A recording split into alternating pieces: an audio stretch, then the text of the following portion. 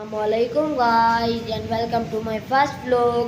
उम्मीद है आप सभी लोग खैरियत से होंगे। जैसा कि आपको पता है बहुत बारिश आ रही है, सुबह सुबह का मौसम है, इसलिए आज आप देख सकते हैं बहुत बारिश आ रही है।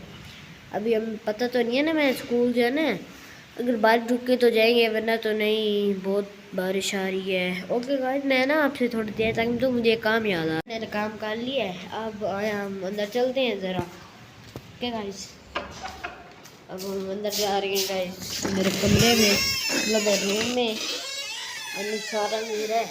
लाइट ऑन करते हैं पहले। लाइट ऑन हो गए हैं। अब हम इधर बैठते हैं। तो गाइस अब मौसम ना बड़ा अच्छा हो गया है, मतलब इतना अच्छा मौसम है। ऊपर से मैंने आपको एक और बात बतानी से, हमारे स्कूल में हो रहा है फन गाला, जिसमें ना मैं परफॉर्म कर रहा हूँ। तो गाइस आप मेरे चैनल को ज़्यादा से ज़्यादा शेयर करें और सब्सक्राइब करें। ओके गाइस, अल्लाह हाफिज़।